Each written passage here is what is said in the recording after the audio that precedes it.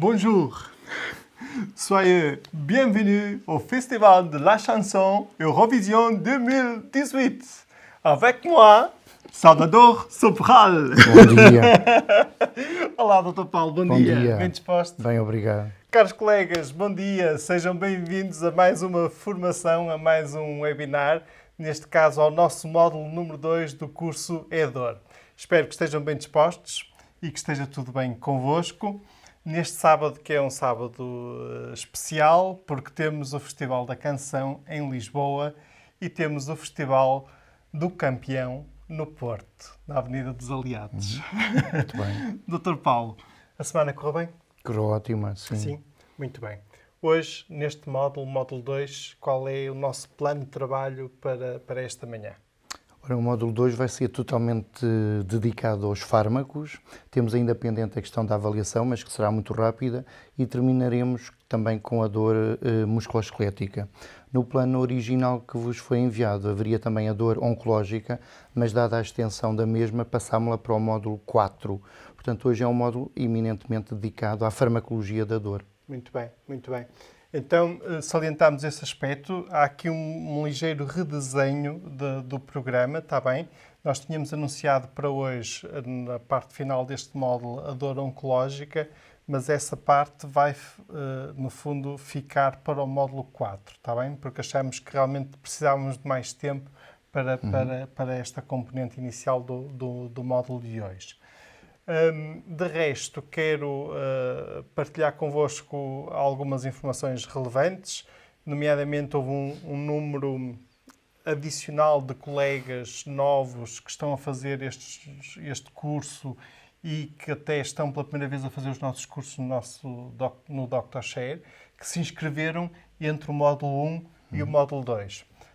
Mais de 250 colegas que o fizeram. Por isso, há muita gente a enviar mensagens, a perguntar se já passou o controle da assiduidade, a perguntar se ainda podem entregar o TPC do módulo 1 e a perguntar se ainda têm direito ao certificado. Então, aqui vou tentar esclarecer. Para obterem o certificado final no curso, é necessário ter a assiduidade plena em pelo menos 5 dos 6 módulos. Ok? O que é que entendemos por assiduidade plena em cada um dos módulos? Para ter a assiduidade plena em cada um dos módulos são necessárias 3 coisas. É necessário efetuar um controle de presença no princípio do módulo. Esse controle de presença é efetuado através de um link que eu, a dada altura desta primeira parte da manhã, vou partilhar no chat. Está bem? Por isso não vale a pena estarem a mandar mensagens a perguntar se eu já dei o link. Ainda não dei o link, está bem? Hei de dar a dada altura da manhã. É necessário, ponto 2, efetuar o controle de presença no final de cada módulo. E mais uma vez será através de um link que eu partilho quando se aproxima o final desse módulo. E depois é necessário entregar o TPC desse módulo dentro do prazo. Ok? Hoje, à meia-noite, termina o prazo para a entrega do TPC do módulo 1. Está bem? Quem não fez os controles de presença no módulo 1, já não vale a pena entregar esse TPC, porque no fundo a assiduidade desse módulo já está prejudicada. Agora, realmente os colegas ainda podem obter o certificado final, se a partir de hoje fizerem tudo direitinho. Fizerem os tais 5 módulos, com os 2 controles de presença e a entrega do TPC de cada um destes módulos. Está bem? Espero ter sido claro. Fui? Eu percebi. Muito bem. Obrigado pela ajuda e pelo apoio. Muito bem. De resto, também uma mensagem importante, que é o facto de vocês receberam uma newsletter da nossa parte e depois, ainda no newsletter 2 de manhã, voltei a reforçar essa mensagem. Certamente todos já ouviram falar da nova Lei de Proteção de Dados que vai entrar em vigor a partir do dia 25 de maio. E realmente, para nós podermos comunicar convosco,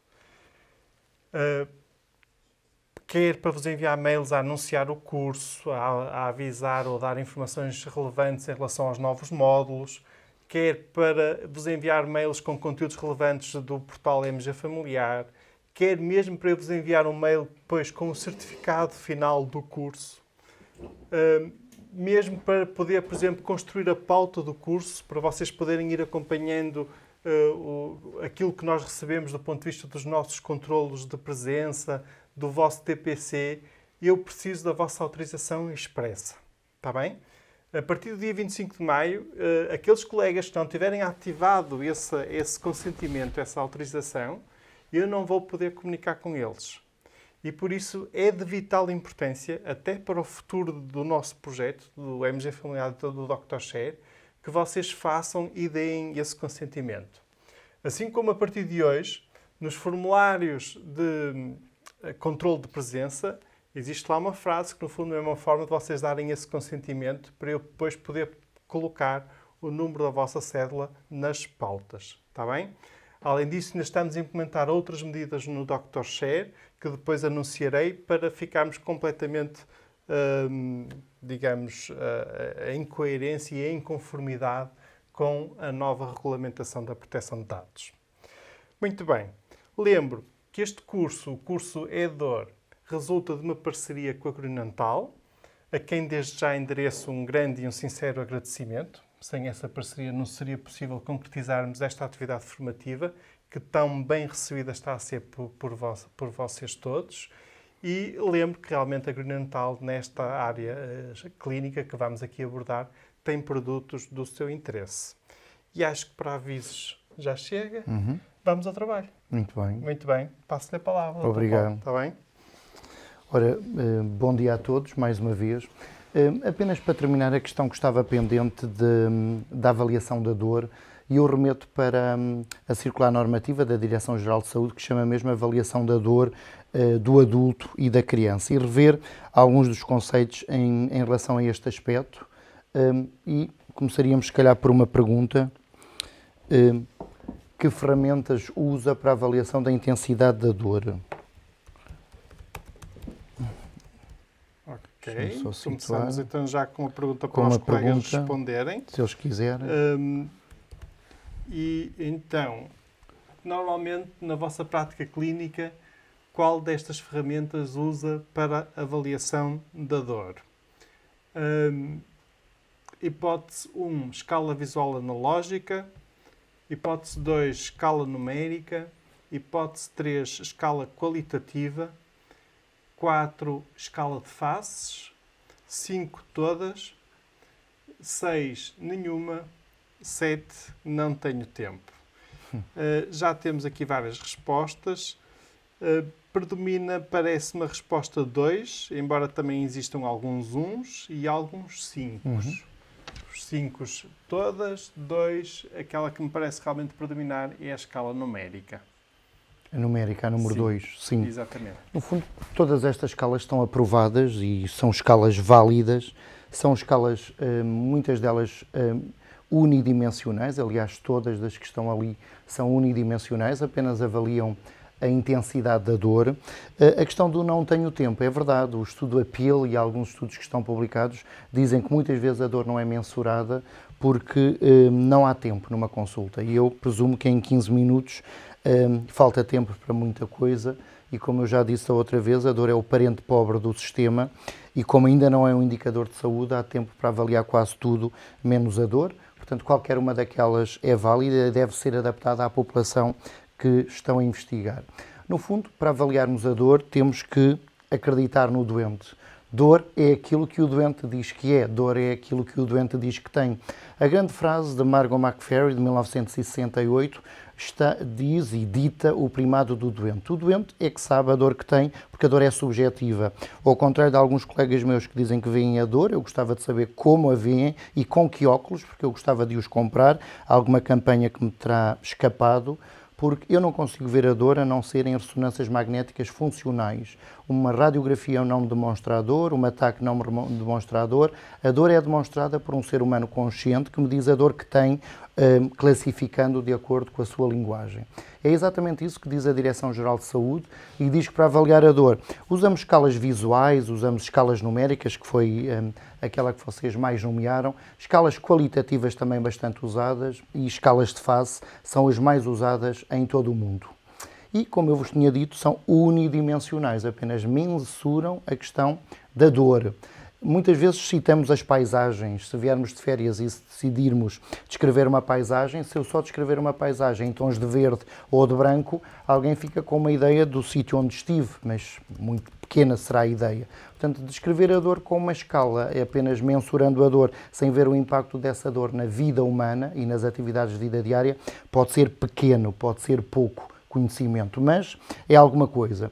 A visual analógica é a escala mais usada na literatura, é uma escala dos anos 70, mas que eu não uso muito, devo confessar. É uma escala, como veem, exatamente, é uma reta, que diz apenas sem dor e dor máxima. Há um cursor que o doente tem que situar ali, mas não tem nenhuma graduação, não tem nenhum número, apela a algum tipo de abstração que alguns dos meus doentes não conseguem ter e, por defeito, têm tendência a pôr o cursor no meio.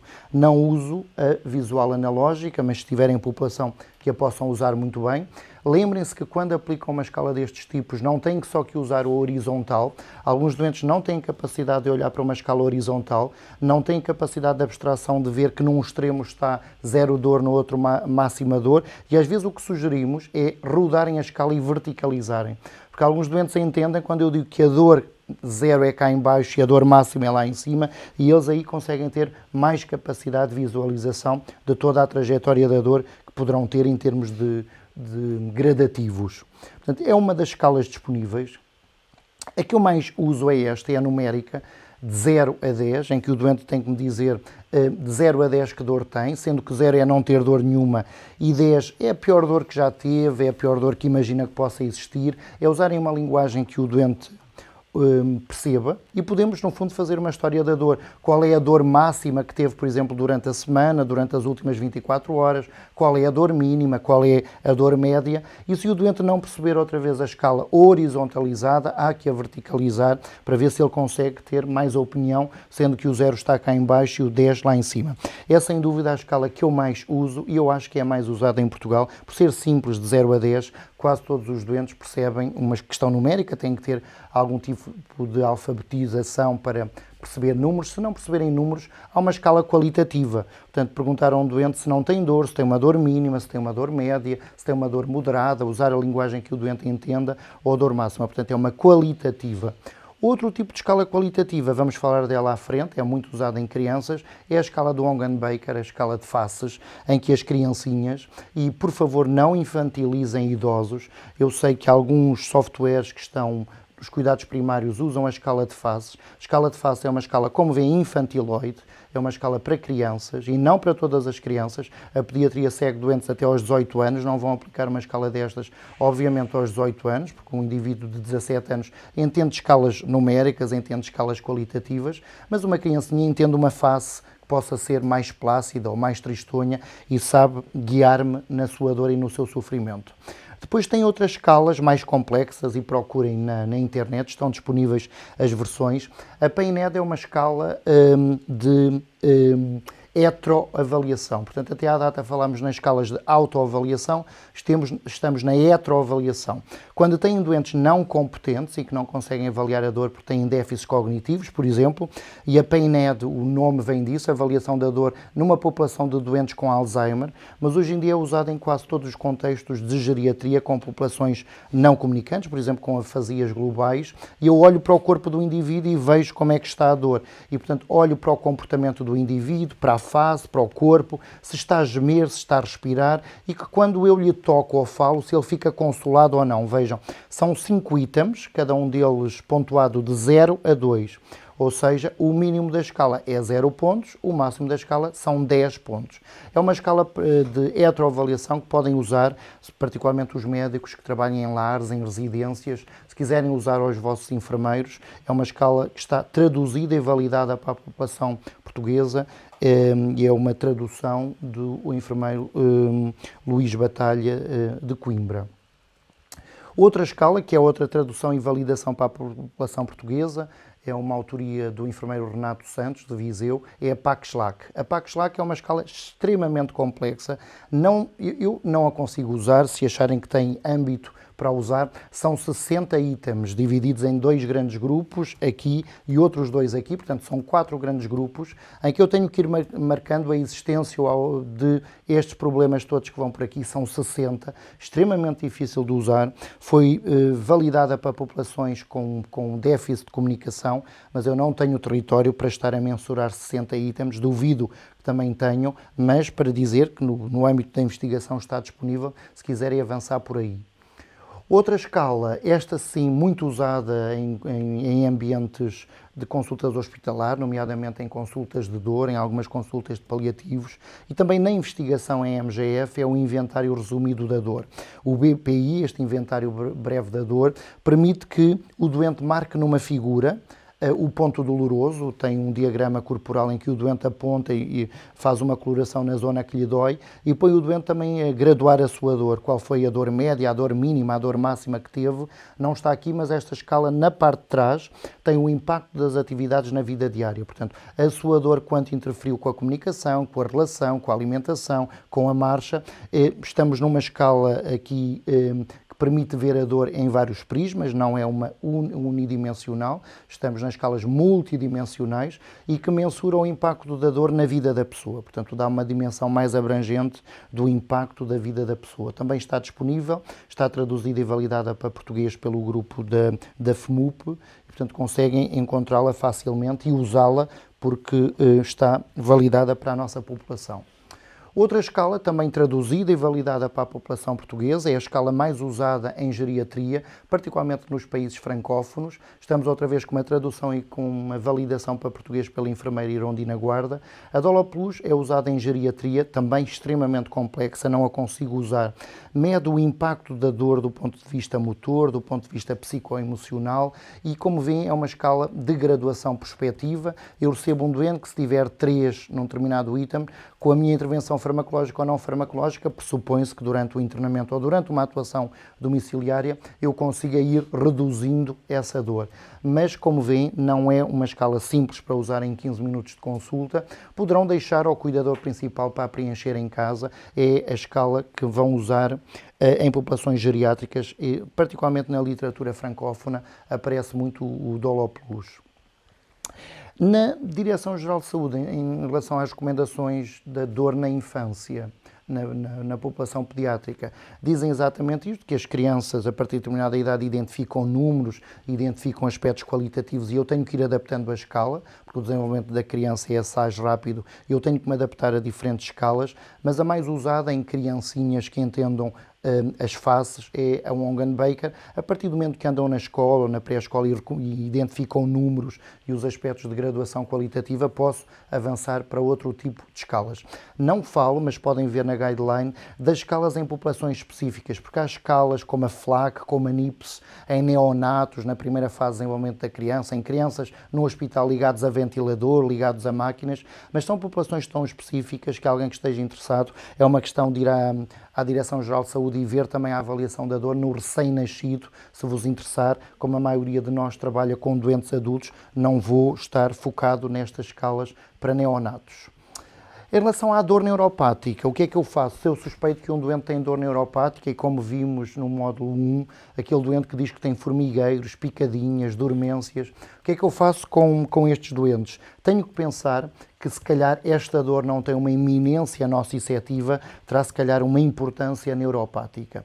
E, para fazer um diagnóstico, se calhar uso escalas de rastreio. Não sei se têm presente quais são as escalas de rastreio que estão mais divulgadas na literatura e muitas delas adaptadas para a população portuguesa. Ouvirão certamente, ou se lerem literatura sobre estes aspectos, vão encontrar a referência da DN4, a escala de avaliação da dor em 4 questões, e também o Pain Detect. Provavelmente o Pain Detect mais complexo, também mais informativo, e o DN4 muito simples de usar, é um pequeno questionário, sim, não, que o doente pode facilmente preencher. Portanto, se tiverem suspeitas que possa existir um componente neuropático a justificar aquela dor, apliquem uma destas escalas de rastreio. A que eu uso, pessoalmente, é a DN4. É um original francês, de Boacira, mas que neste momento está traduzido e validado para a população portuguesa, mais uma vez um trabalho do Grupo do Norte, da FMUP. O DN4, como veem, põe o doente a dizer na zona que me dói, eu sinto, e nós temos que pesquisar, se sente frio, se sente choques elétricos, descargas elétricas, formigueiros, picadinhas, sim, não, sim, não. E depois há a parte final, que é a parte do teste, em que certamente ouviram falar da pesquisa da alodínia e da hiperalgesia. Nós utilizamos aquelas canetas de dupla ponta, em que num extremo tem um estilete de Vray, em que eu vou picotando e eu sei que estou a causar perturbação, o estímulo é anóxico, estou a provocar dor, mas os doentes com esta afetação têm mais dor do que aquela que eu estou a aplicar, têm hiperalgesias, e também pesquiso as alodíneas. No outro extremo destas canetas existem cerdas de um pincel. Também, se não tiverem estes dispositivos, podem utilizar uma compressa ou uma carícia. No fundo, perante um estímulo não doloroso, o doente vai-vos dizer que sente dor. Mais grave, mais caótico à partida, mas é a parte final do teste, porque se o doente, nos aspectos mais descritivos e mais sensoriais do formigueiro, apontando para desestesias ou para parestesias, formigueiros, picadinhas, etc., for dizendo sim, se tiver 4 sims, pelo menos, ou mais, o doente tem um diagnóstico de dor neuropática, é uma escala de rastreio. Mas, à partida, se pontua 4, eu devo começar a tratar o componente neuropático dessa dor e, como vamos ver a seguir, pode não ser um componente único. O doente, para além deste componente neuropático, poderá ter acrescentado um componente nociceptivo. A Pain Detect, para terminar, é mais complexa, como podem visualizar. Para além de um diagrama corporal em que o doente vai ter que marcar onde lhe dói, tem o doente também a tentar descrever num gráfico como é que a dor evolui ao longo do dia. Se é constante, se vai aumentando, se vai diminuindo, e põe o doente também de forma gradativa a dizer qual é a dor mínima que teve, a dor máxima, pontuando numa escala que vai aumentando em termos de intensidade. É mais morosa, no fundo, a sua classificação, o seu preenchimento demora mais tempo. Eu prefiro utilizar o DN4. E, no fundo, só desta forma terminamos o que estava pendente em termos de avaliação da dor. Vamos entrar concretamente na questão do tratamento da dor e do tratamento, para já, o tratamento farmacológico. Ora, e é disto que vamos falar, do tratamento farmacológico, terminando por um grande pedido que me fizeram, da dor musculoesquelética, que eu achei surpreendente terem pedido para falar, com vários pedidos que tive por e-mail da dor musculoesquelética. Vão ver que se calhar estão a pôr uma dimensão grande em algo que é minúsculo, diria eu, mas não quero decepcionar quem esteja aqui especificamente pela dor musculoesquelética. Farmacologia da dor. Ora, seguimos as indicações da Organização Mundial de Saúde. Estamos em 1986, quando a Organização Mundial de Saúde pede que, para tratar a dor, se respeitem algumas normas. Obviamente, quando um doente tem uma dor ligeira, estamos num primeiro patamar, de um escalão, e lembrem-se que não é o ser humano que sobe escadas ou que desce, é algo que nós confundíamos nos anos 80. O que está numa graduação ascendente ou descendente, como queiram ver, é a potência do fármaco. Portanto, eu uso fármacos pouco potentes, e tão pouco potentes são que se chamam não opioides. Eu uso-os para tratar a dor ligeira. Se a dor se torna moderada, eu já tenho que prescrever opioides. Se a dor se torna insuportável, tenho que continuar a prescrever opioides. Vamos falar sobre isto, de um país opiofóbico. O que é que eu faço nos doentes com dor intensa? Não é? Porque havia a questão de tem dor intensa, mas como o doente me pode estar a enganar, eu começo a tratá-lo não acreditando nele, como se ele tivesse dor ligeira. E é o que vemos na prática. Temos doentes com dor insuportável a fazer fármacos para a dor ligeira, a fazer anti-inflamatórios e a fazer paracetamol, só para verificar, e eu ponho o dedo na ferida e, portanto, tenho tantos dislikes, porque acho que nós não sabemos muito sobre dor e inventamos bastante. Ora, não fazemos isto num infarto agudo do miocárdio KILIP 4, não fazemos isto numa pneumonia exuberante, usamos antibióticos potentes para pneumonias potentes. Há doentes com dor potente, com dor intensa, e continuamos a tratá-los como se eles não tivessem dor, usando às vezes fármacos que as empregadas de limpeza usam de forma autorrecreativa, com um afastamento enorme do ato médico e da nobreza do ato médico, mas é polémico eu dizer isto, é a minha opinião. Portanto, a OMS diz que numa dor ligeira é afastamento a legis artis usarem opioides. que numa dor ligeira eu uso não opioides. A partir daí vou ter que lidar com os opioides. Poderei usar estratégias poupadoras de opioides, como vêem no patamar 2 e 3, associando não opioides aos opioides. E vejam que em Portugal existe, e vamos falar dele, um fármaco chamado tramadol mais paracetamol. É uma conjunção de um opioide com um não opioide. Se eu os congregar, vou reduzir doses, o que poderá ser benéfico em termos de efeitos adversos. A mesma coisa quando eu tiver uma dor insuportável, eu uso opioides, aos quais posso associar não opioides, e vejam que em qualquer patamar que eu esteja, seja dor ligeira, moderada ou intensa, eu posso prescrever adjuvantes. Não sou obrigado a fazê-lo. Poderei fazê-lo se assim opinar. E normalmente, se eu suspeito que exista um componente neuropático a justificar aquela dor, para além dos analgésicos clássicos para tratar a dor nociceptiva, eu vou ter que prescrever analgésicos, ou melhor dizendo, coanalgésicos, são adjuvantes, porque não são analgésicos do ponto de vista farmacológico, mas podem ajudar-me a tratar a dor. Por exemplo, relaxantes musculares, por exemplo, anticonvulsivantes, por exemplo, antidepressivos, não são analgésicos, mas podem ajudar a tratar a dor. Ora, só sim. um bocadinho. Uhum. No fundo, também para irmos... Claro, ótimo. Para eu ir descansando a voz. Digamos, e vem a propósito disto que acabou de apresentar, a Mariana. Uhum. Mas quando o doente refere dor de 10 em 10 e o fáceis e o comportamento não são concordantes, como devo iniciar a terapêutica?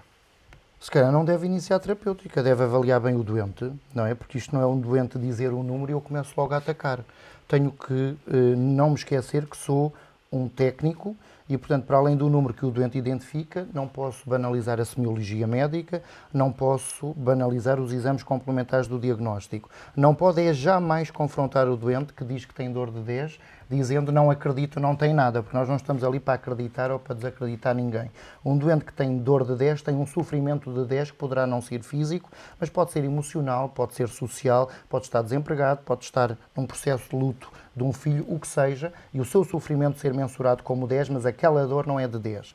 O que nós fazemos é usamos o sistema da autoavaliação, dizendo que o doente, na sua autoavaliação, usando uma escala numérica, determinou que a sua dor é 10, mas nós sabemos, e aí é todo o apelo médico, sabemos que uma dor de 10 tem um impacto nas atividades de vida diária. É impossível eu ter uma dor de 10 e entrar na consulta pelo próprio pé, sentar-me, contar uma história, respirar fundo, apreciar a natureza, portanto, é uma negação total de uma dor de 10. E eu, perante estes doentes que dizem que têm dor de 10, escrevo o que o doente diz, depois escrevo na minha heteroavaliação, obviamente que não concordo. Mas não digo ao doente, eu não tenho que opinar nada sobre o sofrimento do outro. Tenho que construir na relação, e o ato médico é uma relação entre dois seres, provavelmente com diferentes vulnerabilidades, e um doente que tem dor de 10, obviamente que eu não vou logo prescrever um opioide, eu tenho que construir. E não preciso chegar à dor de 10 para prescrever um opioide. Eu posso ter um doente com uma dor moderada de 4 e que eu vejo que tem um tal impacto nas atividades de vida diária e que na minha semiologia tem pontos de contração, tem pontos de defesa e tem uma expressão facial e um comportamento que me denunciam dor, e eu aí prescrevo um fármaco potente porque eu vejo uma correspondência entre a intensidade determinada pelo doente e aquilo que eu observo como médico. Portanto, o que eu vos diria é não deixem de ser médicos, não é porque o doente diz que a dor é de tanto que eu a partir de agora vou usar tudo e mais alguma coisa. Eu reúno a informação subjetiva de um doente com a minha objetividade. E a minha objetividade é o ato médico na sua nobreza. Semiologia, fazer uma história de dor, como é que a dor agrava, como é que a dor alivia, o que é que já fez para a dor, que fármaco já usou, que exame já fez para essa dor. Portanto, é uma construção médica e não podemos sair daí. Ok. Agora, o Nuno pergunta como abordar a perturbação de sintoma de somatização com componente importante de dor. Uhum. E como aborda todas as outras coisas, não é? Se estamos numa síndrome dolorosa crónica, se calhar eu reduzindo parte da dor consigo reduzir parte da ansiedade, parte da tristeza, se calhar melhora a libido. É importantizar tudo e desenhar um programa que tem que ser respeitado pelo doente, tem que ser aprovado pelo doente e a partir daí há uma caminhada conjunta numa aliança terapêutica. Portanto, se houver algum componente de somatização, existe algum componente de somatização. Ok. Depois, agora só uma pergunta e depois dois comentários. Colega, e depois já deixo avançar, porque temos mesmo que avançar. Diz aqui uma colega, existe risco de abuso de opioides. Talvez isso explique o cuidado na prescrição. Uhum.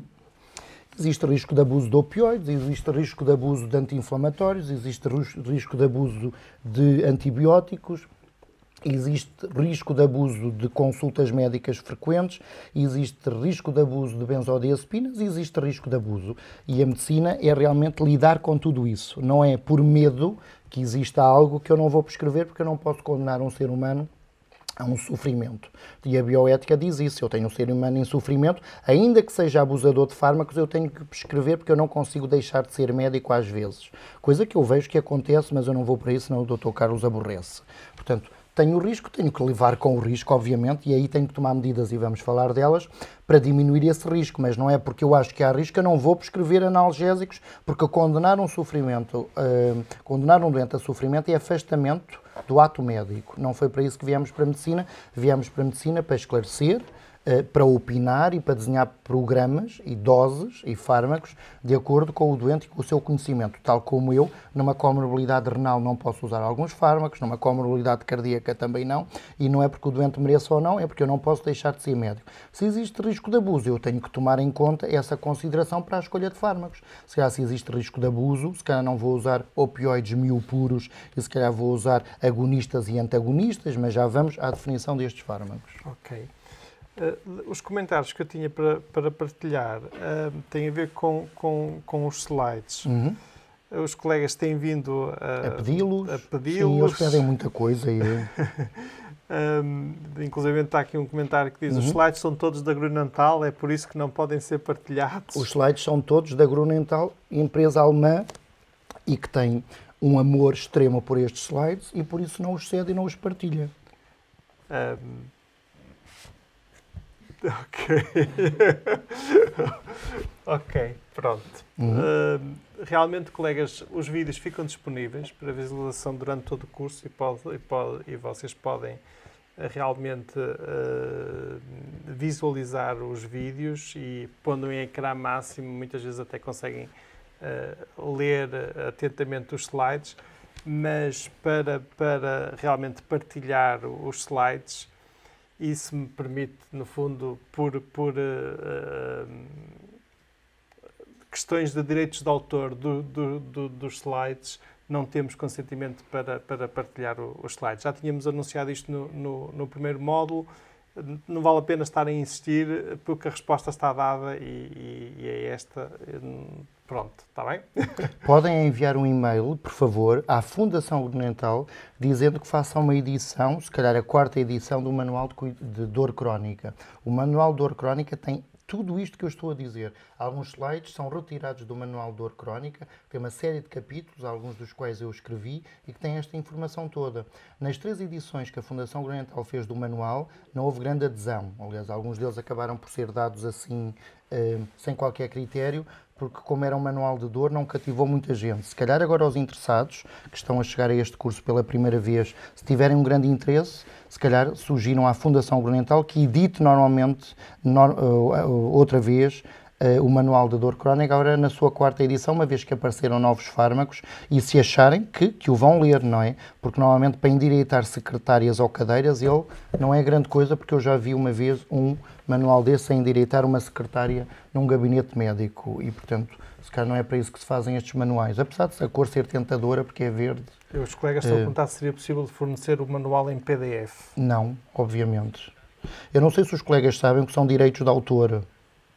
Normalmente, para ceder um PDF, há um direito de autor que foi pago. Senão estamos outra vez nos códigos de direito e na violação dos direitos de autor. Portanto, não. As pessoas não estejam tão fanáticas. A vida não é o verbo ter, a vida é o verbo ser. Não queiram slides, não queiram... É assim, vivam isto a 100%, aprendam. Eu dei o meu e-mail, estou disponível. Chegam a casa, têm dúvidas, mandam-me um e-mail. Só para vos dizer que só recebi 3 e-mails desde o módulo 1. Portanto, não sei se há assim tão interesse. Podem me incomodar à vontade. Fiquei surpreso da pequenez dos e-mails que eu tive. Se calhar agora recebo mais... E, portanto, é isso. Acho que já fizemos aqui uma declaração. Avançar. Em relação aos analgésicos, como vemos, temos vários tipos de analgésicos. E os analgésicos também, não se alarguem muito, só são de 2 tipos. Eu tenho analgésicos, opioides e não opioides. Está bem? Sempre que um doente vos chega com gabapentinas, pregabalinas, relaxantes musculares, não está a fazer um analgésico, está a fazer um adjuvante. Temos, se quiserem, para efeitos pedagógicos, dividir os analgésicos em grupos. Portanto, eu falei dos não opioides. Sabemos que os opioides se dividem em dois grupos, se quiserem, os opioides ditos fortes e os opioides ditos fracos. E no grupo dos fracos, falamos normalmente em Portugal, porque noutros países existem outros fármacos, falamos de codeína e falamos de tramadol. Poderíamos também incluir aqui o tapentadol, mas que decidiu pôr à parte nesta apresentação mais com o intuito pedagógico, por ser um fármaco particular, mas não há grande diferença entre o tramadol e o tapentadol. Se calhar este é um fármaco MOR-NRI-SRI, já lá vamos, e o tramadol é um fármaco MOR-NRI apenas. E já vamos definir isto melhor cada vez que virmos cada um destes fármacos. Vamos falar-vos também dos adjuvantes. Adjuvantes são fármacos não analgésicos, mas que podem potenciar os fármacos analgésicos. Exemplos são os antidepressivos, conhecem-nos. No grupo dos antidepressivos, a medicina baseada na evidência diz que o grupo, provavelmente o fármaco mais eficaz, e nisto no risco-benefício, será a duloxetina, também em termos de custo e efetividade. Portanto, dentro dos antidepressivos, o mais usado é a duloxetina. Nos anticonvulsivantes, eu particularmente prefiro a gabapentina, mas também os vamos tentar discriminar, são vários. E temos outros fármacos também usados, como a lidocaína para a dor neuropática localizada, assim como a capsaicina. Temos o papel dos corticoides, como antiedematosos, que também poderão ser extremamente úteis. E temos os fármacos que interferem com o cálcio, e as benzodiazepinas também com o seu efeito GABA-A ou GABA-B, que tem um efeito estabilizador da membrana, de miorrelaxante muscular. Vamos falar de todos eles ao pormenor. Ora, sabemos que, citando o Descartes no século XVII, que para tratar a dor eu tenho que pôr o doente no centro do sistema e não posso desprezar a periferia. Preciso tratar a periferia, preciso tratar, na opinião de Descartes, a espinha e preciso tratar também, voltando ou regressando ao século XVII, o cérebro. Portanto, periferia, espinha e cérebro são os três pontos que eu tenho que tratar. Obviamente que é mais simples, eu diria mais direto tratar a periferia, mas a periferia, eu uso este tratamento na periferia normalmente em dores mais ligeiras, ou então em dores moderadas com intuito neuropático, como veremos a seguir, mas numa dor moderada à intensa eu serei mais rápido se tratar diretamente a espinha e o cérebro, ou a espinhal medula e todas as circunstâncias supraespinhais, nomeadamente o tálamo, o hipotálamo, o sistema límbico, também com uma interação com o córtex, e é isso que nós tentamos com os fármacos, digamos, mais potentes, é de certa forma distrair o cérebro e a espinha. Eu lembro-vos, e falámos disso da outra vez, que cada vez que eu tenho uma ameaça de dor e quando eu tenho um impacto doloroso, a primeira coisa que é inata, e nós nem cogitamos sobre isso, e os animais fazem a mesma coisa, nós distraímos o cérebro. Quando nos magoamos, a primeira coisa que fazemos é esfregar, é afastar. A primeira coisa que nós tentamos dizer ao cérebro e às entidades medulares e supramedulares é distrair. Não sabes onde está a dor, se calhar nem tens dor nenhuma. Cada vez que prescrevemos analgésicos, nós estamos a tentar distrair, porque nós não estamos com analgésicos, como eu vos disse na semana passada, a eliminar o dano. Se eu tiver uma artrose, o analgésico não tira a artrose. Vai dizer ao cérebro que a artrose se calhar não existe, distraindo o cérebro. Porque algumas pessoas confundem que eu começo um analgésico e que eu trato a artrose. Seria ótimo eu usar um analgésico e tratar o cancro. Eu distraio o cérebro e faço com que o cérebro não esteja focado ou concentrado neste âmbito do dano, concretamente. Ora, eu sei que se tiver dores, não sei, nociceptivas, aqui no slide estava com erro, mas ali foi corrigido. Se eu tiver uma dor nociceptiva, eu vou usar fármacos, como veem, eminentemente fármacos clássicos, os analgésicos não opioides e opioides. Se eu tiver uma dor neuropática, eu vou usar eminentemente, como veem, os coadjuvantes, os coanalgésicos ou os adjuvantes, como relaxantes musculares, gabapentina, pregabalina, oxcarbazepina, e tenho um conjunto de fármacos, que são os fármacos MOR-NRI, particularmente, mas também os fármacos MOR-NRI, SRI e também alguns opioides que poderão atuar no contexto ou no conteúdo neuropático da dor. e devo ponderar muito bem cada vez que escolho um fármaco, porque eu não quero polifarmácia, e mais do que o risco associado a uma classe de fármacos, eu diria que o grande risco é a polifarmácia, e o médico de família deve odiar a polifarmácia, e não é por opiofobia que vai juntar 3 ou 4 fármacos. Eu continuo a achar, como geriatra e como internista, que é mais pecaminoso o médico que junta 4 ou 5 fármacos, todos em doses ridículas, do que usa um forte a dizer, mas é um opioide e o risco disto e daquilo. Acho que a polifarmácia é mais deletéria do que uma monoterapia com um fármaco, ainda que seja potente, mas que seja prescrito numa dose mínima, como iremos ver ao longo de todo este curso. O que são fármacos concomitantes? São fármacos que se calhar eu tenho que prescrever porque o doente, sei lá, tem uma gastrite, tenho que proteger um estômago com alguns protetores da mucosa, sejam inibidores da bomba, sejam outro tipo de fármacos para doentes de risco, certamente, e particularmente nos casos em que eu esteja a prescrever corticoterapia durante algum tempo, anti-inflamatórios não esteroides. Também prescrevo laxantes, sempre. Lembrem-se que os analgésicos são todos obstipantes, desde os não opioides como o paracetamol, naproxeno, ibuprofeno, gabapentina, pregabalina, duloxetina, codeína, tapentadol, morfina, são todos obstipantes, portanto os vossos doentes têm que gerir muito bem laxantes, e também iremos falar sobre como gerir os efeitos adversos e outras questões que eu tenho que ponderar em relação ao tratamento concomitante, pensando sobretudo na comorbilidade dos doentes e naquilo que eu tenho que prescrever. Sei lá, se eu tiver um doente muito agitado durante a noite e se tiver delírio, se calhar tenho que ter algum cuidado com a prescrição de benzodiazepinas como adjuvante, e se calhar devo preferir os neuroléticos, e tenho que ponderar todas estas questões. Também a náusea, que poderá aparecer durante os 4 primeiros dias da prescrição de opioides e que obriga nos doentes vulneráveis a fazer um tratamento preventivo para essa náusea, mas iremos abordar esta questão dos efeitos colaterais noutro módulo mais à frente. Ora, os nossos alvos, vamos nos focar então nos alvos terapêuticos.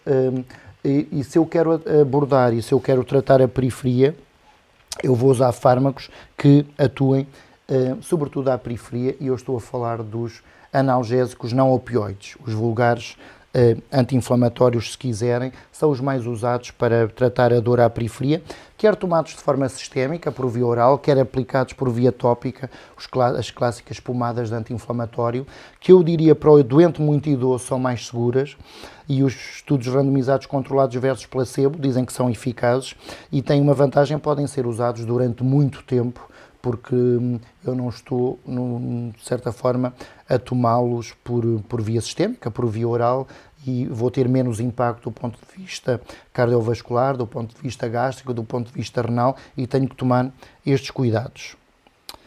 Ora, sabemos que os analgésicos não opioides atuam com diversas indicações. Para além do seu efeito analgésico conhecido, alguns deles têm também características antipiréticas, têm um efeito anti-inflamatório, e este efeito anti-inflamatório vem do bloqueio da enzima ciclooxigenase e, portanto, tem esta função. Alguns deles, como o paracetamol, são potentes antipiréticos e usamos nos tratamentos, por exemplo, das febres, mesmo em doentes graves com desregulação do centro do controle da temperatura corporal, são vitais. Em medicina paliativa é um fármaco essencial, o paracetamol.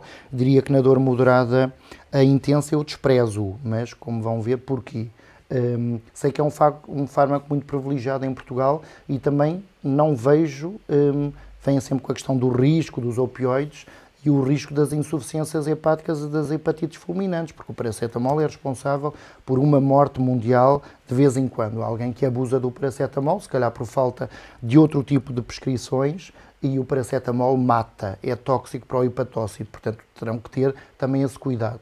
Assim como os anti-inflamatórios são tóxicos do ponto de vista renal, e há doentes que começam diálise por terem abusado de anti-inflamatórios. Também gostava que me perguntassem não só a questão do medo do opioide, mas também o pânico dos anti-inflamatórios em doentes com helicobactérias pylori, com esofagites, com gastrites de repetição, que não podem estar a continuar a fazer estes fármacos. No grupo dos não opioides, Temos também o metamizol, com esta polémica, já foi retirado, já foi reintroduzido, voltou a ser retirado. O problema destes fármacos, eu estou a falar da flupirtina, perdão, que neste momento acho que está retirada, assim como o paracetamol, são fármacos metabolizados pelo fígado, são altamente tóxicos do ponto de vista hepático, portanto, muito cuidado com os não opioides.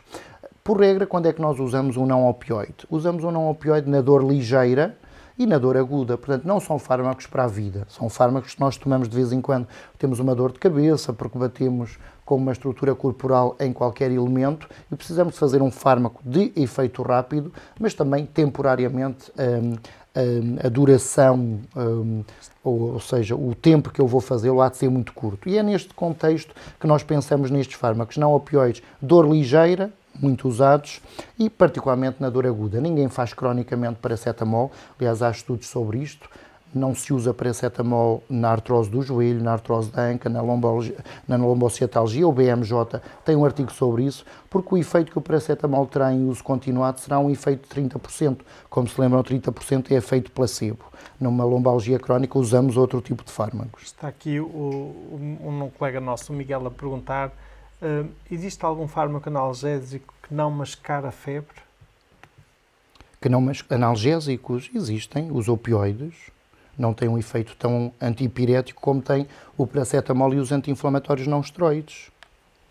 Ok. Depois, em relação a outro fármaco que também conhecem e que usamos bastante, que é o metamizol,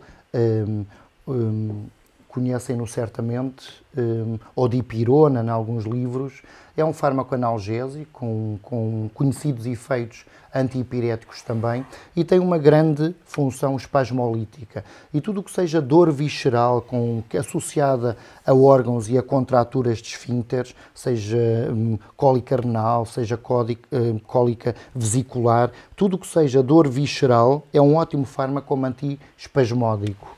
É um fármaco com uma ação anti-inflamatória, como veem, discreta ou ausente, e se querem usar um fármaco com efeito anti-inflamatório, não vão prescrever metamizol, vão prescrever os clássicos anti-inflamatórios não esteroides ou os inibidores seletivos da COX-2. Portanto, tudo depende do que querem fazer. Se quiserem um efeito apenas antipirético, anti-inflamatório, mas como este curso é focado na dor, nós estamos aqui nos efeitos analgésicos e temos dos efeitos analgésicos, como podem ver na tabela, todos eles têm efeito analgésico. Não os misturem muito. Eu às vezes vejo doentes que vêm a fazer 2 ou 3 fármacos não opioides. Não sei exatamente o que é que pretendem, porque há doentes que me vêm a fazer paracetamol num horário concomitante com metamizol, alternando com anti-inflamatórios. Às vezes estamos numa polifarmácia e continuo a insistir, mas aí é a minha competência de geriatra que me leva a falar disto. A polifarmácia é nociva.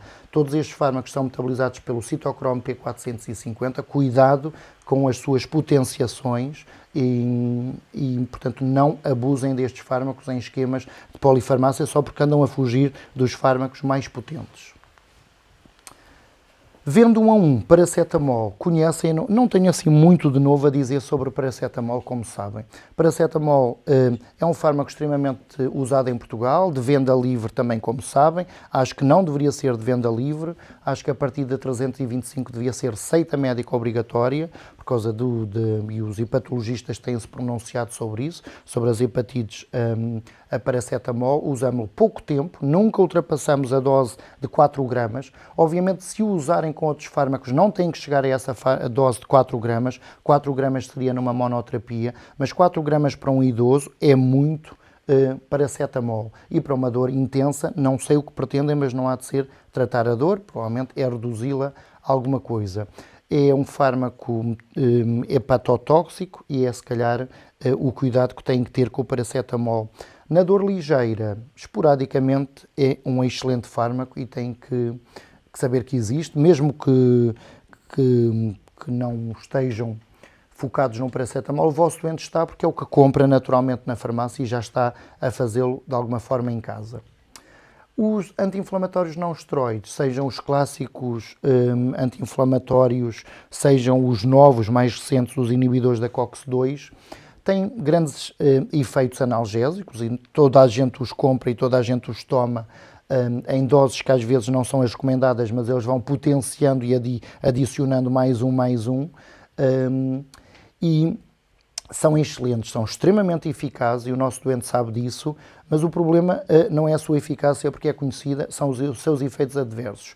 Consumidos cronicamente são malévolos, porque são vasoconstritores, e quando eu tenho tecidos que precisam de algum tipo de oxigenação aumentada, eles vão diminuir esta oxigenação, são continuamente vasoconstritores, estão contraindicados em doentes com insuficiências venosas, insuficiências arteriais, insuficiências cardíacas, grau 3 e 4, insuficiências vasculares. Portanto, anti-inflamatórios, quando é que pensamos neles? Quando transitoriamente eu quero usar um fármaco com este intuito anti-inflamatório em estratégias de dor ligeira e, eu diria, em estratégias de dor aguda.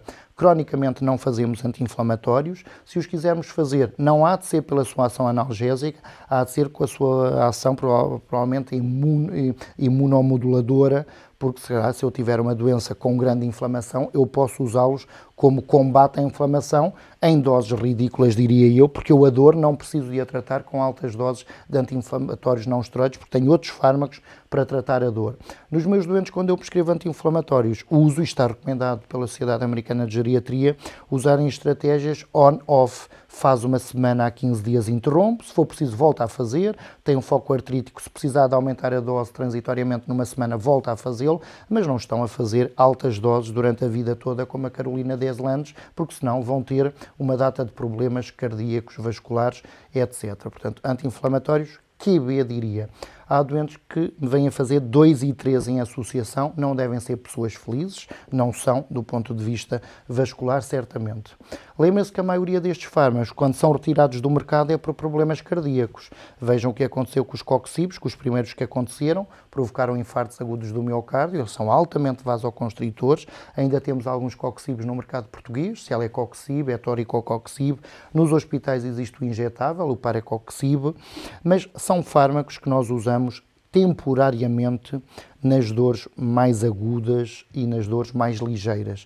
Um doente com uma dor intensa, não estou em esquemas anuais com coxibs em longas durações da sua prescrição. Por isso é que há caixas de 7 comprimidos que chegam para 7 dias de tratamento, não é preciso caixas de 60, que eu acho que alguns doentes as usam de forma não ponderada, e daí o papel do médico de família em informar os doentes sobre os malefícios destes fármacos. Também não se associam, escolham um deles, ibuprofeno, diclofenac, o que seja. Nós, em populações vulneráveis, em pediatria, nos idosos, em cuidados paliativos, preferimos fármacos de semivida curta, porque se usarem fármacos de semivida longa, daqueles que têm efeito durante 24 horas a 48 horas, como os oxicans, por exemplo, mesmo que aconteça um efeito adverso e o queiram suspender, lembrem-se que ele está em circulação mais 24 a 48 horas e se o doente estiver a sangrar, se tiver uma hemorragia digestiva alta, o seu efeito continua pernicioso. Por isso temos tendência nos vulneráveis a usar fármacos de semivida mais curta, de forma a que se eu o quiser suspender, o seu efeito seja mesmo interrompido no corpo. Trabalhamos muito com ibuprofeno, com diclofenac. A regra internacional dizia, porque até o ano passado era assim que acontecia, nos doentes com história cardíaca ou vascular, o anti-inflamatório mais seguro era o naproxeno. Até terem saído as séries de doentes com infarto agudo do miocárdio, e no estudo que está publicado com 400 e tal mil doentes que foram acompanhados, todos tiveram infarto agudo do miocárdio, e naqueles que tiveram infarto agudo do miocárdio, quando iam ver a medicação que estava prescrita, estavam anti-inflamatórios, incluindo o naproxeno. Portanto, quando me perguntam, doentes com risco cardiovascular se podem fazer estes fármacos? Podem, mas não devem, obviamente. Portanto, nenhum prescritor os deve prescrever. O doente, se calhar, vai fazê-los por consumo espontâneo, por autodeterminação. Porquê é que não podemos... Sim. Está aqui uma... Eu agradeço as perguntas, que assim eu sento-me e bebo água. Ok, muito bem. Então eu vou partilhar já duas, porque as duas acabam por se complementar. Um colega, que eu não sei se é ou uma colega, que se identifica por M. Souzela, o abuso de opioides pode ser um problema de saúde pública. Nada comparável às tomas crónicas de paracetamol ou AINES, que não constituem drogas de abuso, porque não são psicoativas. Sim, verdade. É uma tautologia. São fármacos que podem induzir abuso, como as benzodiazepinas. Ok. Mas não é por isso que eu não os prescrevo. Ok. A Mariana Lemos. Há doentes cronicamente medicados com AINES, como seja na espondilite anquilosante, em que é o único fármaco, além dos biológicos, que mudam o prognóstico da doença. E há doentes cronicamente medicados por unidades da dor com AINE. Nem sempre há alternativas. Não há alternativas aos AINES. Eu conheço imensas.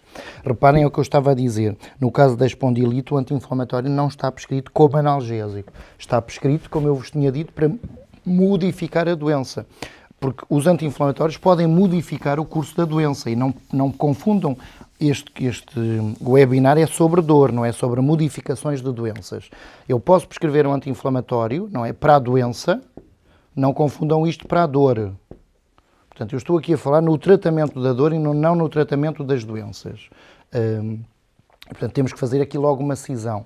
Em relação à segunda pergunta, se são prescritas pelas consultas de dor em consumos crónicos, eu diria que é má prática, mas não vou dizer mais para além disso. Em populações vulneráveis não se faz anti-inflamatórios cronicamente, basta ver as guidelines das sociedades internacionais que têm a geriatria como especialidade médica. Se calhar é este o problema em Portugal, não termos geriatras. Porque se tivéssemos e se lêssemos as recomendações, saberíamos que a partir dos 65 não se fazem anti-inflamatórios cronicamente. Depois há aqui uma colega que pergunta, e a dor irruptiva? Também havemos de falar dela. Ok, Sim. muito bem. Podemos avançar mais um bocadinho. Em relação aos anti-inflamatórios não esteroides, só lembrar porque é que não os devo fazer cronicamente. E se o fizer, vou ter malefícios. Lá está a espondilite tratada com anti-inflamatórios. Se eu tiver um bloqueio crónico da enzima ciclooxigenase, e claro que os malefícios têm a ver com a dose usada e com o tempo da exposição, a enzima ciclooxigenase é indispensável no corpo humano, é indispensável à vida. Porque eu preciso ter tromboxano para garantir a função das plaquetas e a sua coagulação. Preciso de prostaglandina I2, preciso de prostaglandina E2 para ter para não ter um ácido clorídrico provavelmente tão deletério para a mucosa do ponto de vista gástrico, para ter taxa de fluxo glomerular, preciso de ter uma ciclooxigenase ativa. Se eu a inibo, e esta inibição, obviamente, e os seus efeitos secundários a esta inibição estão dependentes do tempo da exposição ao fármaco e da dose, eu tenho que vigiar de perto este doente, se calhar monitorizações apertadas, que aliás, já escrevi sobre isso, os doentes não podem ser reféns do sistema. Eu não posso ter um doente para controlar uma doença, o doente está tão refém que se calhar tem que vir de 15 em 15 dias mostrar-se e fazer análise. Não parece que isto seja, para mim não faz parte, se eu fosse o doente, não aceitava ir semanalmente fazer uma monitorização e, portanto, as coisas têm que ser bem ponderadas. E no caso de doenças reumáticas, o anti-inflamatório não é prescrito para a dor, é prescrito para a doença. Cuidado com este bloqueio crónico da enzima ciclooxigenase, porque senão vão ter que gerir as putativas hemorragias digestivas altas. Num adulto saudável não estou muito preocupado, mas a minha preocupação são os idosos, que têm uma fragilidade da mucosa em que estão muito mais expostos aos sangramentos. A questão renal, e com os idosos eu tenho uma insuficiência renal fisiológica que pode ser agravada por esta inibição da ciclooxigenase de forma crónica. E tenho a vasoconstrição crónica que me perturba em termos de oxigenação do miocárdio e do cérebro. Por isso, eu pessoalmente não gosto em idosos deste tipo de fármacos. Uso-os esporadicamente, quando preciso deles tópicos, se for oral, em curtos intervalos de tempo, com doses que até podem ser relativamente moderadas, mas não durante muito tempo. Ok, então ainda... Falou agora nos tópicos e está precisamente aqui uma pergunta sobre isso. Relativamente aos AINES tópicos, podemos prescrever, por exemplo, diclofenac nas diferentes doses, de 10 e 23,2? Sim, se for tópico, sim. Ok. Depois, há algum AINE que seja preferencial nos efeitos gastrointestinais? E houve outro colega que respondeu sugerindo o ibuprofeno. Correto. Na patologia gastrointestinal, o mais agressivo é o naproxeno, que é o mais protetor do ponto de vista vascular, que é protetor QB, porque os estudos vêm dizer que poderá também potenciar infartos nos doentes com cardiopatias isquémicas. Portanto, ibuprofeno, sim, mais seguro. Mas eu diria que se for um idoso é melhor pôr um protetor gástrico. Se forem fazer durante algum tempo, é muito mais seguro. Ok. também se relaciona de certa forma com esta questão, por causa do risco hemorrágico. A Alexandra pergunta: gostava que o colega abordasse o contexto da prescrição por curtos períodos de AINES e COX-IBs em pacientes hipocoagulados com os novos anticoagulantes, em patologia, por exemplo, de osteoarticular, em fase de maior inflamação. É uma conjunção de risco. Por curtos períodos, diz o colega. Eu vou-lhe dizer que eu nesses casos, se for um doente saudável, jovem, se calhar podê-lo ia fazer, não é? Tentando que não fossem tomados à mesma hora e que não fosse uma dose de anti-inflamatória assim tão grande. No idoso, eu não iria por aí. Isso acho que é uma estratégia, se calhar, algo kamikaze. Ter um grande idoso anticoagulado a fazer full dose de anti-inflamatório, é melhor tê-lo internado, provavelmente, para gerir tudo o que é efeito adverso. Eu não teria essa coragem. Tópicos, sim, sistemicamente não ia lá dessa forma. Chegou agora essa pergunta à Sara: podemos prescrever AINES tópicos em doentes idosos hipocoagulados? Sim, se for tópico, sim. Ok, podemos avançar mais um bocadinho. Os fármacos tópicos não interferem tanto, não é? E o grande problema da concomitância é que são dois fármacos metabolizados pelo citocromo P450. Portanto, não devem ser usados em estratégias concomitantes. É melhor, provavelmente, irem para tratar a dor por outras estratégias. Em relação aos inibidores da COX-2, só rever aquelas questões que nós sabíamos. Há dois tipos de COX no corpo, uma constitutiva, outra indutiva, e é esta indutiva que se calhar nós queremos de certa forma bloquear em processos de algum tipo de inflamação. Os COX-2 são mais seguros do ponto de vista gastrointestinal, não são seguros do ponto de vista vascular, são vasoconstritores. Aliás, no RCM dos diferentes produtos diz exatamente isso: cuidado nos doentes com processos de vasoconstrição, particularmente naqueles que o processo é tão grave que já têm déficit de oxigenação de alguns tecidos, e se tiverem úlceras em que queiram aumentar algum tipo de oxigenação, não usem este tipo de fármacos. E as advertências são as que eu vos tinha dito.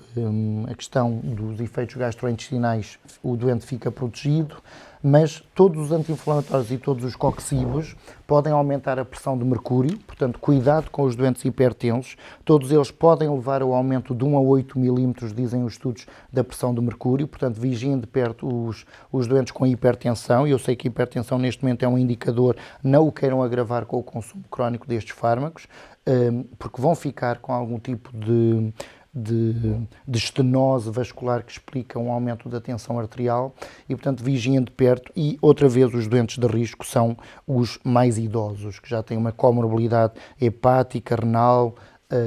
Apesar de os estudos dizerem que ficam protegidos ou mais protegidos do ponto de vista gastrointestinal, os efeitos noutros órgãos são semelhantes aos anti-inflamatórios clássicos. Muito rapidamente, há aqui um colega que diz: e o AINE endovenoso nos hipocoagulados é sistémico, certo? Se é endovenoso, é sistémico, sim. Pronto, está respondido. Depois aqui o Rui Correia de Sá diz: há um estudo comparativo de ibuprofeno, naproxeno e Celecoxib. Mas é só este o comentário. O Celecoxib há de ser melhor do ponto de vista gastrointestinal, do ponto de vista cardíaco, do ponto de vista vascular. As diferenças não são assim tão significativas. Ok, muito bem, podemos avançar.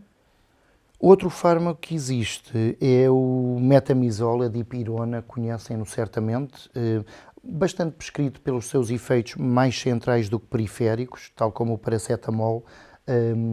Tem uma função antipirética conhecida, um analgésico para a dor ligeira conhecido, usado em dores vasculares, sobretudo centrais. Alguns doentes é o que resulta para a enxaqueca, para a cefaleia, juntamente com o paracetamol, nas estratégias ligeiras, e tem uma função na dor visceral, na dor nociceptiva visceral, como antiespasmódico. Na dor inflamatória pura, articular, tendinosa, não diria que seja o melhor fármaco, até porque a sua atuação é mais central do que periférica. Se quiserem usar um fármaco com atuação periférica, aí prefiram um anti-inflamatório clássico ou um inibidor da COX-2.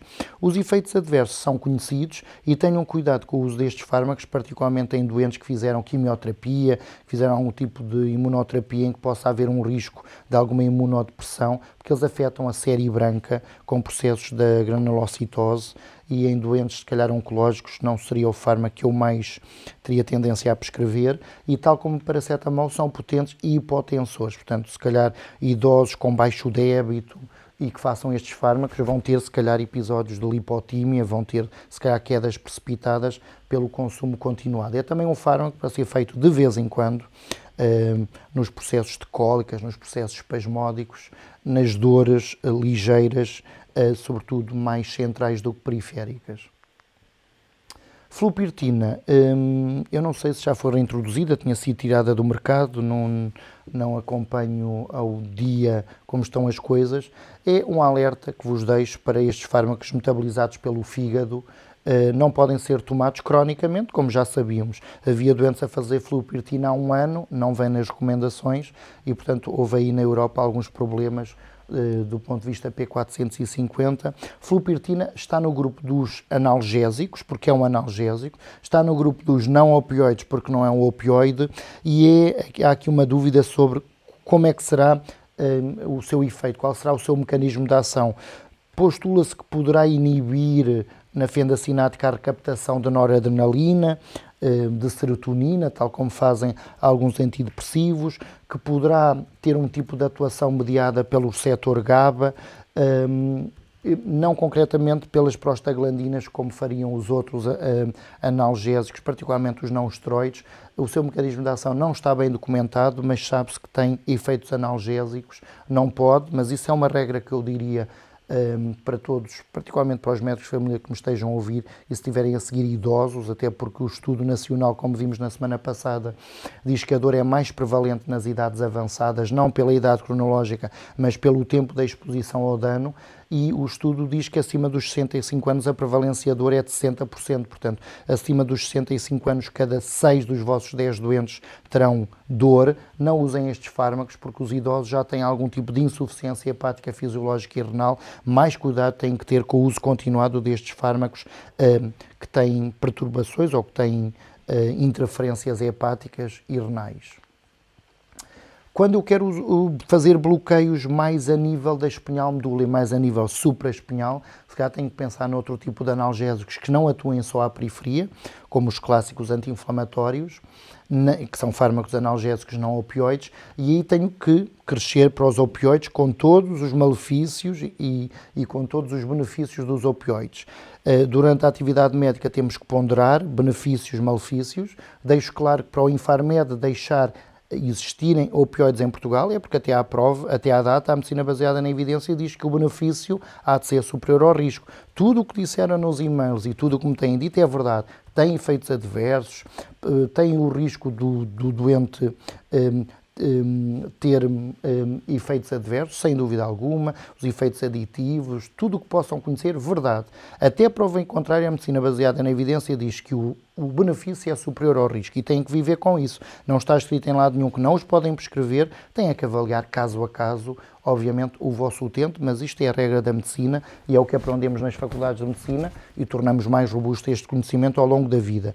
Não podem, e isto está escrito, é viver numa opiofobia, que é, por causa do medo dos efeitos adversos, não os vou prescrever, porque senão não vão prescrever digoxina, não vão prescrever furosemide, não vão prescrever teofilina, não vão prescrever derivados da penicilina, porque há sempre algum doente que tem algum efeito adverso grave. Não podemos viver com a estratégia do medo, não é? Medo que tudo aconteça, porque, como sabem, é o grande filme do Rainer Werner Fassbinder, o medo devora a alma. Se andarem com a vossa alma devorada, se calhar é melhor não estarem nesta área e irem para a patologia clínica ou análise de cadáveres, porque aí é mais seguro, não é? Não têm grandes riscos, a não ser de perder alguma peça. Estes fármacos têm todos benefícios e malefícios. Nunca me ouvirão dizer o contrário. São fármacos de atuação central. Ora, os opioides, é esta celeuma dos opioides, muito engrandecida, e há colegas nossos que são opiofóbicos e que trazem a literatura americana, e como sabem, na América existe o pânico dos opioides, e bem que existe, porque há má prática clínica, há colegas nossos presos e condenados porque se afastaram da legis artis e prescrevem opioide para tudo. Desde uma fissura anal, uma conjuntivite, uma dor daqui, é para tudo, mas isto não é legis artis. Há indicações para opioides, há contraindicações para os opioides, como há tudo o resto na vossa vida como médicos. os opioides que existem, muitos deles sintéticos ou semissintéticos, mimetizam os efeitos dos opioides no corpo humano. Naturalmente nós temos endorfinas, dinorfinas, encefalinas a circular, como temos canabinoides a circular, e como sabem ainda não temos os canabinoides em Portugal, mas eles vão de chegar felizmente.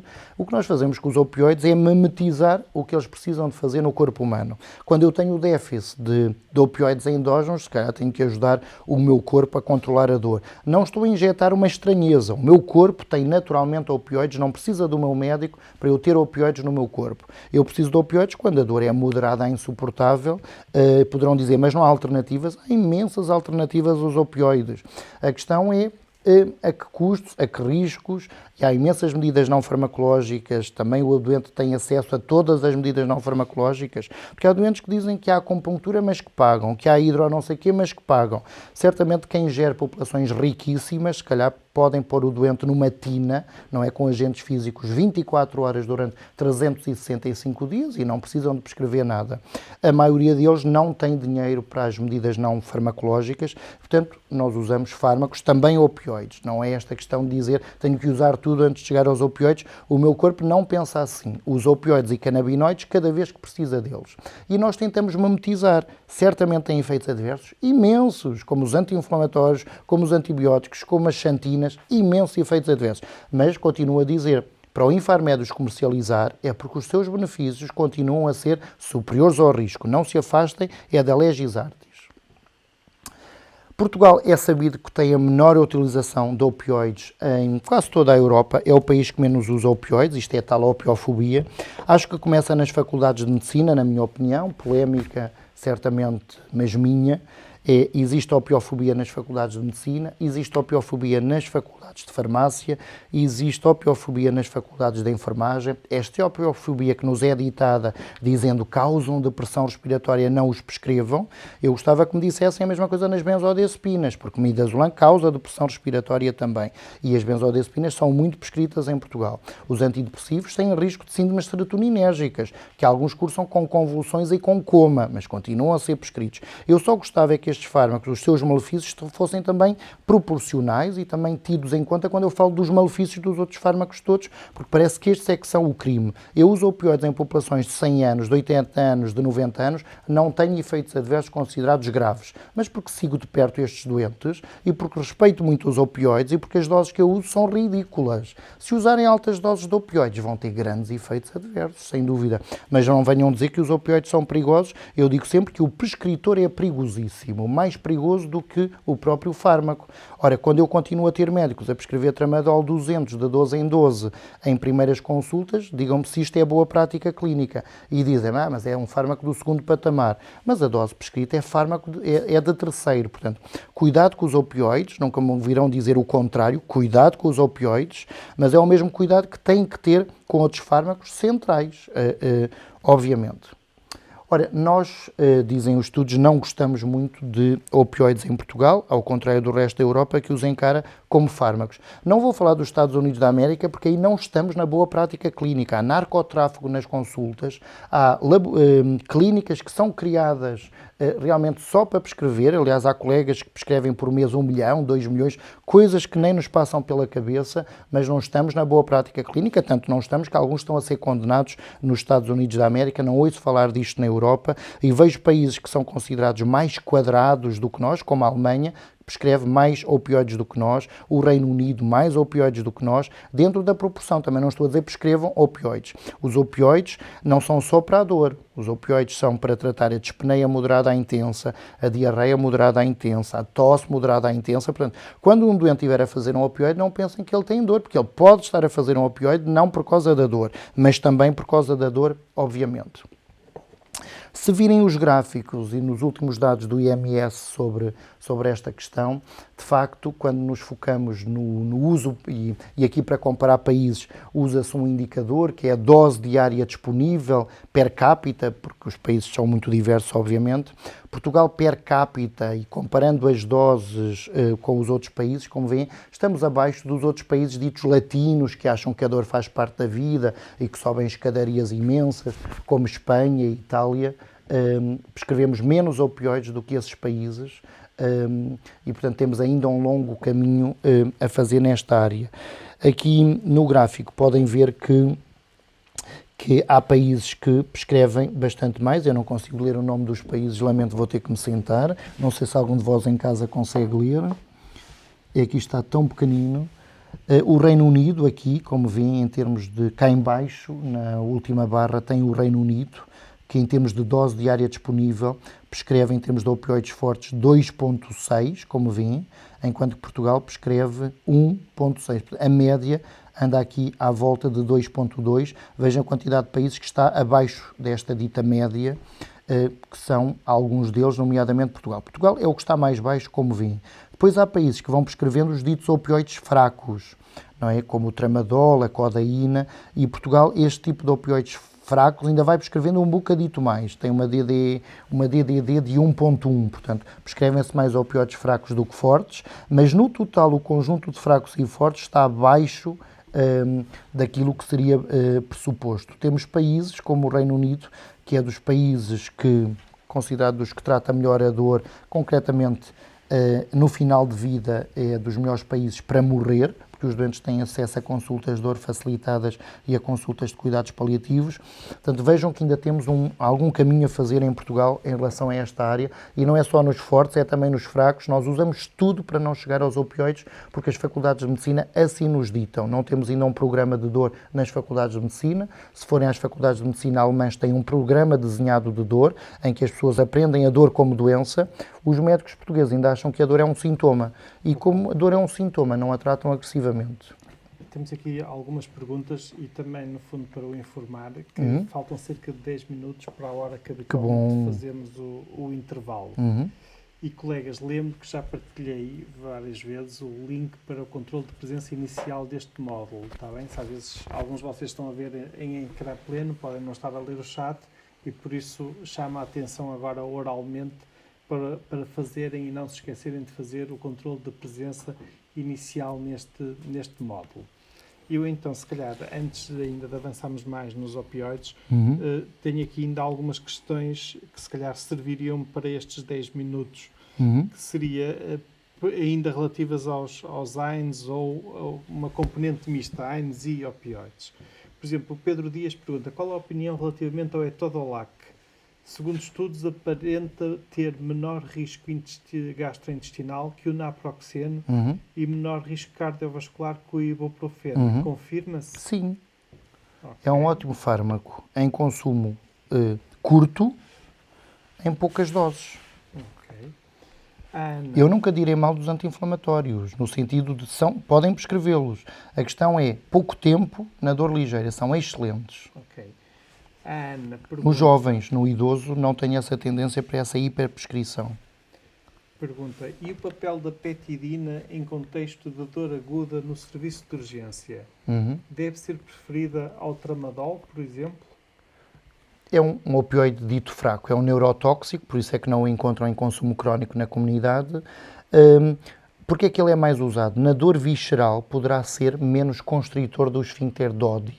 Portanto, por isso, se calhar, há mais tendência para prescrever petidina do que tramadol, porque todos os opioides, e eu não posso negá-lo, são constritor de esfíncteres. Portanto, tenho que seguir bem de perto a dose. A petidina, nesse aspecto, é segura, mas é deletério do ponto de vista central, é um neurotóxico. Portanto, eu diria, no contexto agudo, esporádico, sim, cronicamente, não. Num doente internado uma semana, não prescrevam petidina, mais vale tramadol ou morfina, que ainda é mais seguro.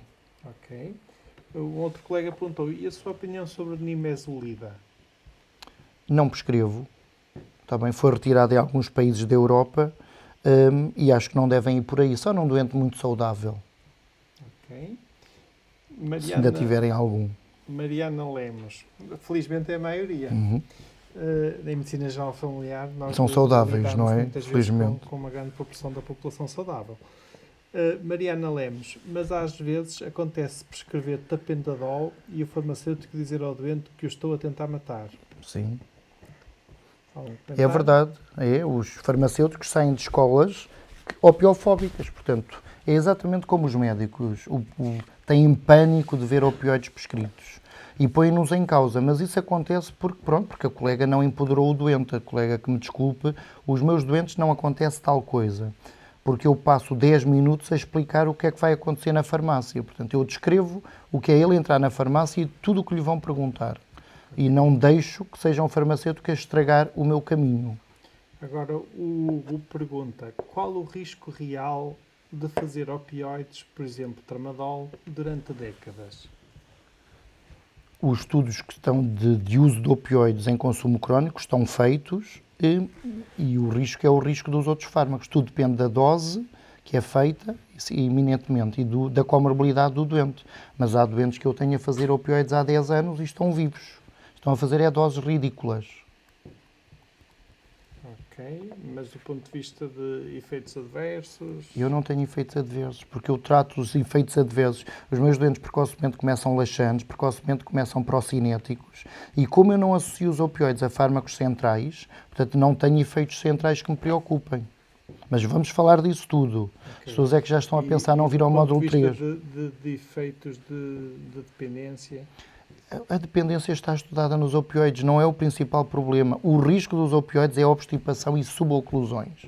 Quando nós encaramos que o grande problema dos opioides é o efeito intestinal e não o efeito central, claro que é mais grave, mas o efeito aditivo dos opioides não é o vosso problema. O vosso problema vai ser obstipação, suboclusão, náuseas e vômitos, e nos idosos vai ser delírios, confusão mental, tudo. Isso é que é a gravidade dos opioides. Ok. Depois, Francisco Seixas, Dr. Paulo, tendo em conta as potenciais propriedades farmacocinéticas do sulfentanil, nomeadamente no início da ação, e uma vez que penso que ainda não há literatura suficiente, qual é a sua experiência enquanto especialista da PCA de sulfentanil, quando comparada com PCA de morfina para tratamento de dor aguda? Eu não sei, este curso está muito dirigido a MGF, ou não é? Ou estão vários médicos? Estão vários médicos de todas as especialidades. Mas, reparem, eu não quero prejudicar o dito colega, mas sulfentanilo não faz parte de um curso de dor crónica, não é? Sulfentanil é um fármaco exclusivamente hospitalar, é um fármaco gerido eminentemente pela anestesia, é um fármaco de PCAs, é um fármaco que eu não vou abordar neste curso, que é mais dirigido à dor crónica. Mas a minha experiência é fantástica. Nos hospitais, sobretudo com alfentanilo, que é o que nós usávamos em perfusões em doentes que eu tinha que fazer uma rotação de opioides em relação à morfina, são fármacos de início rápido, consumir vidas curtas, e há estudos a dizer que são fantásticos. Ainda há pouca investigação e quanto mais novo é o derivado do fentanilo, menos estudos há e menos suporte na medicina baseada na evidência, mas acho que os fentanilos são ótimos em contexto hospitalar, em doentes em recobro ou internados ao abrigo da anestesia ou vigiados pela anestesia. As outras especialidades não têm qualquer contacto com estes fármacos. Ok. Têm com outros, com os fentanilos, como a colega há bocado disse, para a dor irruptiva. Eu vou falar aqui dos fentanilos para a dor irruptiva, qualquer médico de família pode prescrever, ou qualquer internista. Ok. Outro colega, à partida, costuma também prescrever metoclopramida antes do doente iniciar a toma de tramadol, mesmo em baixas doses, ou não? Eu sei que se tiverem náuseas ou vômitos, haja menor adesão. Claro, muito bem. Esse colega vai longe, que não se perca ou que não o perca no caminho. É mesmo isso. Nos doentes vulneráveis é melhor, para evitar o abandono do doente e a falta de confiança com o médico, é melhor usarem metoclopramida nos 4 primeiros dias em doentes vulneráveis. Metoclopramida ou domperidona. Pode ser um deles. É o que está recomendado como procinético. Ok. Os colegas estavam a dizer que o meu microfone se ouve mal e eu pedi ali ao realizador para aumentar um bocadinho o volume. Segundo um colega, pergunta à Diana, reumatologista, segundo um colega reumatologista em sessão de formação, este afirmou que em dor de origem reumatológica inflamatória, para controle da dor e de atraso de evolução da patologia, pode e deve-se fazer anti-inflamatórios diariamente e durante muito tempo, porque os benefícios superam os riscos. Claro, qual é a sua opinião? Concordo com a segunda parte, para controlar a doença, não para controlar a dor. Ok. Mas para controlar a doença não há melhor. O problema é os riscos. Portanto, suponham uma hipertensão, uma nefroesclerose, o que vai por aí acontecer, depende da comorbilidade. Mas concordo, é uma tautologia para controlar a doença, são ótimos. Ok. Depois, pergunta aqui outro colega, entre a metoclopramida e a domperidona, qual costuma associar ao tramadol? Tudo depende da história do doente. Se tiver patologia cardíaca com arritmias, a domperidona não está tão indicada. Se tiver efeitos extrapiramidais, a metoclopramida não está tão indicada. Tudo depende da história do doente. Os dois estão aprovados.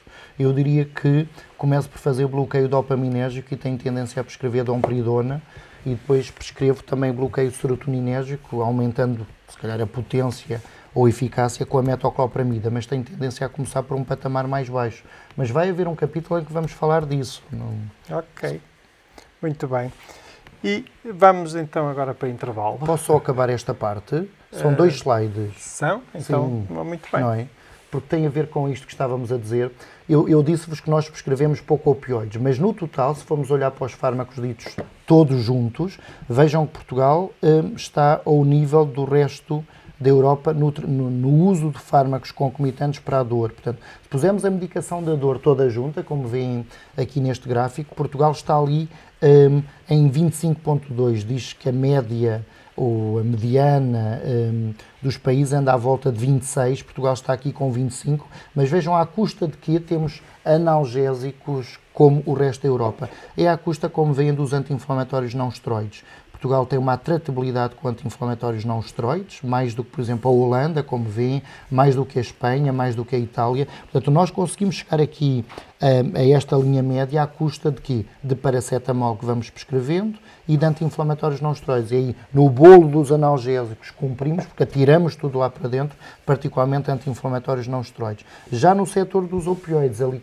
com aquelas barras que mal se vêem, escrevemos muito poucos, mas acho que isto é geracional e penso que os jovens que me estão a ouvir de uma geração muito mais precoce vão encarar no seu futuro os opioides como sendo analgésicos. Há indicações, há contraindicações, mas são analgésicos e não vão estar a confundir o uso clínico com o uso recreativo. Portanto, são coisas completamente diferentes. E a utilização de opioides ditos fortes, se nos focarmos só nos fortes, aí sim estamos abaixo da Europa, comparado à Europa estamos muito abaixo. E comparando os grandes comparadores por proximidade, que é a Itália e a Espanha, estamos muito abaixo. Vejam, Espanha prescreve o dobro de opioides fortes do que Portugal per capita, logo ali a barra abaixo de Portugal, e mais acima tem a Itália e tem os outros países como o Reino Unido, a Alemanha, a Noruega, que prescreve. A Alemanha prescreve, portanto, 79, a Alemanha 251, e são quadrados e monitorizam e têm registro. E depois outra coisa, tem receita especial. É que em Portugal o que aflige os peritos nos congressos internacionais é que em Portugal não há receita especial. Os opioides são passados em receita branca porque o Estado português considera os fármacos. Como são fármacos, não precisam de receita especial sem receita branca. Os países mais desenvolvidos do mundo mantêm a receita verde, amarela, vermelha, depende do país, e não, porque nunca foi uma barreira à prescrição. A Alemanha tem uma receita especial para prescrever opioides e mesmo assim não tem taxas de aditividade diferentes das de Portugal e prescrevem, como veem, se calhar 3 vezes mais de Portugal. Portanto, temos um caminho ainda a fazer para considerar os opioides como analgésicos que qualquer médico pode prescrever. E no papel recentemente escrito pelo um grupo falámos a semana passada da IASP, que sendo a Associação Internacional para o Estudo da Dor, tem um núcleo europeu e que escreveram um papel, um paper, um artigo, que tenta contrabalançar o mundo inteiro em relação ao que acontece nos Estados Unidos da América, em que os estudos são todos a dizer que são um perigo, matam. Verdade, em uso recreativo os opioides matam, sem dúvida alguma. Os colegas que estão aí no fórum inscritos, digam-me quantas vezes tiveram graves efeitos com opioides em uso clínico. Não estou a dizer em uso recreativo, quando o INEM é chamado para ir buscar um doente que tomou sabe-se lá o quê. Em uso clínico não tem esta gravidade. Aliás, este paper diz isso mesmo, que o uso apropriado de opioides para gerir a dor crónica, não é recomendado e, portanto, eu tenho que vigiar de perto os efeitos adversos, tenho que selecionar bem os doentes, porque sei lá, se tiverem insuficiência renal, estou a pensar num opioide, se não tiver insuficiência renal no outro opioide, se tiver insuficiência hepática tenho que fazer ajustes de dose, não posso deixar de ser médico, não é? E na aproximação que tenho como médico ao meu utente, há de haver utentes com indicações para opioides, há de haver utentes que não têm indicações para os opioides, mas não os posso pôr atrás de uma cortina a dizer não, nunca posso usar, porque senão também vão dizer que os canabinoides nunca se podem usar, e os canabinoides são ótimos para estimular o apetite, os canabinoides são ótimos para a dor, os canabinoides são ótimos para o peso e, portanto, andaremos sempre num mito. Normalmente ciência e mito divergem, não é? Quando nós vimos para a ciência é porque abandonamos o empirismo, é com conhecimentos, e continuo a frisar que enquanto o Infarmed deixar prescrever opioides é porque o seu uso é mais benéfico do que o seu risco. Tenho colegas que me dizem não prescrevo por causa do risco, e eu digo, mas o benefício é superior. Mas pronto, não consigo avançar muito, sei que as pessoas que estão a ouvir-me são pessoas que vão fazer a diferença e, olha, ajudem-me a mudar a vida das outras pessoas perante esta opiofobia que anda por aí, é uma cortina velada deste medo que anda por aí, sabe-se lá porquê. Leiam este artigo, está disponível, tem todos os passos que têm que fazer, porque opioides, porque não opioides, e também encarar o opioide como um fármaco, ponto final, como todos os outros. A Direção-Geral de Saúde também fala disto. Eu posso usar opioides fortes para tratar a dor crónica não oncológica em crianças, em idosos, portanto, há várias considerações. Claro, faltam estudos em relação a alguns fármacos nas crianças, mas colegas nossos que gerem populações com crianças, particularmente com cancro, claro que têm que usar opioides, e eu sigo populações idosas com demência ou sem demência, e os opioides, obviamente, a Direção-Geral de Saúde também faz este esforço de dizer quando pensar, em que doses, claro, mas vigiar de perto os efeitos adversos, que são mais frequentes nas populações mais vulneráveis. E a Direção-Geral de Saúde fala disto, que o consumo de medicamentos opioides, para alguns que já fizeram cursos comigo sabem que é um indicador da qualidade dos cuidados prestados, portanto, na área da dor. Vê-se a qualidade também do prescritor na dor moderada a insuportável pela prescrição de opioides. Obviamente que não há de ser em associação, não podem ter doentes a fazer múltiplos opioides, também não os podem ter a fazer em doses altas, já sabemos. Mas mesmo apesar de todas estas recomendações internacionais, continuamos na cauda da Europa, e eu acho, e critico muito por isso, que tem a ver com o ensino, porque o leigo, na Europa inteira e no mundo inteiro, o leigo não gosta de opioides, mas eu estou a falar de cientistas, de pessoas da ciência, sejam da farmácia, oriundos das faculdades de farmácia, de medicina, de enfermagem, de psicologia, são lançados para o mercado de trabalho com opiofobia. E é isso que nós temos que mudar, encarando os opioides como outros produtos quaisquer, em que eu tenho que fazer ponderações, deliberações éticas, selecionando doentes extremamente bem.